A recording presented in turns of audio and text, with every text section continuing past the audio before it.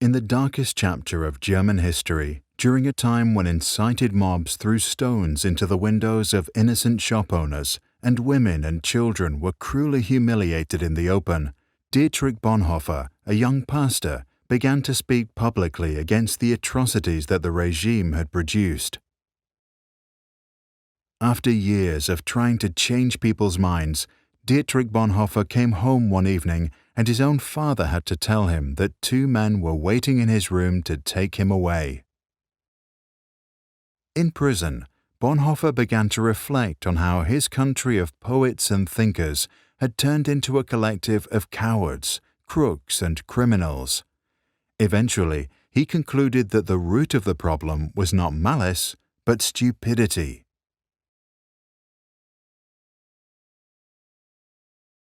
In his famous Letters from Prison, Bonhoeffer argued that stupidity is a more dangerous enemy of the good than malice, because while one may protest against evil, it can be exposed and prevented by the use of force. Against stupidity, we are defenseless. Neither protests nor the use of force accomplish anything here. Reasons fall on deaf ears. Facts that contradict a stupid person's prejudgment simply need not be believed, and when they are irrefutable, they are just pushed aside as inconsequential, as incidental. In all this, the stupid person is self-satisfied and, being easily irritated, becomes dangerous by going on the attack. For that reason, greater caution is called for when dealing with a stupid person than with a malicious one. If we want to know how to get the better of stupidity, we must seek to understand its nature. This much is certain. Stupidity is, in essence, not an intellectual defect, but a moral one. There are human beings who are remarkably agile intellectually, yet stupid, and others who are intellectually dull, yet anything but stupid. The impression one gains is not so much that stupidity is a congenital defect, but that, under certain circumstances, people are made stupid, or rather, they allow this to happen to them. People who live in solitude manifest this defect less frequently than individuals in groups, and so it would seem that stupidity is perhaps less a psychological than a sociological problem. It becomes apparent that every strong upsurge of power, be it of a political or religious nature, infects a large part of humankind with stupidity, almost as if this is a sociological psychological law where the power of the one needs the stupidity of the other.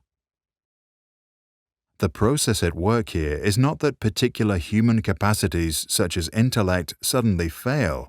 Instead, it seems that under the overwhelming impact of rising power, humans are deprived of their inner independence and, more or less consciously, give up an autonomous position. The fact that the stupid person is often stubborn must not blind us from the fact that he is not independent.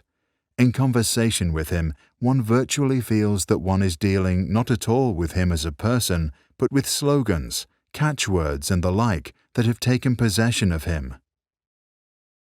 He is under a spell, blinded, misused, and is abused in his very being. Having thus become a mindless tool, the stupid person will also be capable of any evil, incapable of seeing that it is evil. Only an act of liberation, not instruction, can overcome stupidity. Here, we must come to terms with the fact that in most cases, a genuine internal liberation becomes possible only when external liberation has preceded it.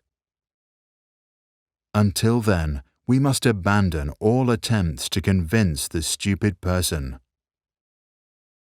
Bonhoeffer died due to his involvement in a plot against Adolf Hitler at dawn on the 9th of April 1945 at Flossenbürg concentration camp, just 2 weeks before soldiers from the United States liberated the camp.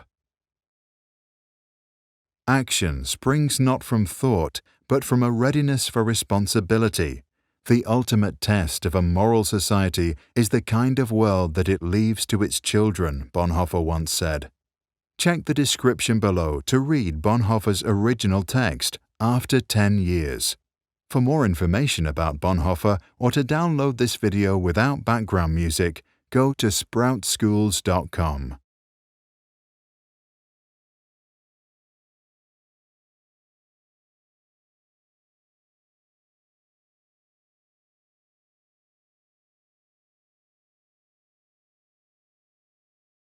This and all other Sprouts videos are licensed under Creative Commons.